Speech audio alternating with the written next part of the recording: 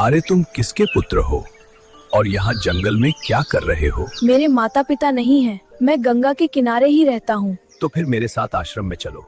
मैं आश्रम में अकेला रहता हूँ। तुम्हारे साथ रहकर मुझे बहुत आनंद होगा। मैं आपके आश्रम आऊंगा, लेकिन मेरा शरीर देख लो बाबा जी। मतलब क्या कहना चाहता है तू? और तेरा नाम क्या है? मेरा नाम अढ़ैया है। अढ़ैया? ऐसा नाम तो इस प्रदेश में नहीं पाया जाता। इसमें कोई प्रदेश से मतलब नहीं है। इस उम्र में मैं 2.5 किलो की बाटी अकेला खाता हूँ और उसके साथ शाक, भाजी, दाल, चावल, मिठाई, ये सब अलग से खाता हूँ। इसी कारण लोग मुझे अढ़ैया कहते हैं। अरे कोठार भरे हैं बच्चा, तुझे जितना खाना हो उतना खाना। और ये अढ़ैया नाम भी मुझे पसंद आया। तू चल आश्रम।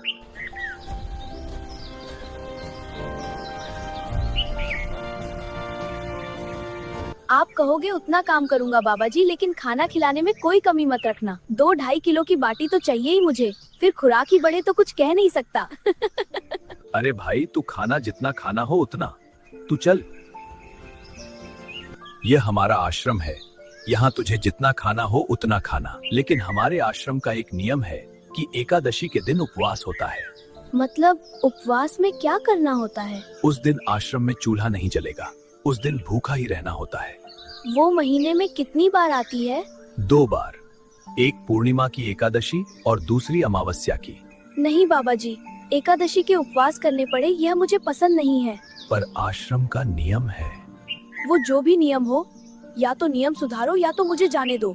ठीक है, मैं कुछ करता हूँ। चलो।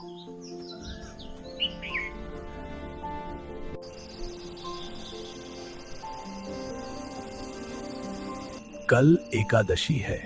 हाँ बाबा जी, आप मुझे रसोई का सामान देना। मैं बाहर जाकर खाऊंगा। आप यहाँ एकादशी करना।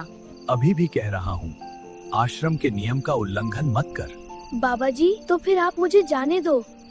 ठीक है, तो एक बात कर लेना। खाना खाने से पहले ठाकुर जी को भोग लगा देना। ठीक है, मैं कल सुबह ही निकल जाऊंगा। अरे ओ अड़ैया, ठाकुर जी को भोग लगाना ना भूलना। अरे तो फिर और सामान दो, इतना तो मुझे ही लगेगा। तू मूर्ख, तुझे कैसे समझाऊं? सिर्फ तुझे भावना करनी है। भावना ये क्या होती है?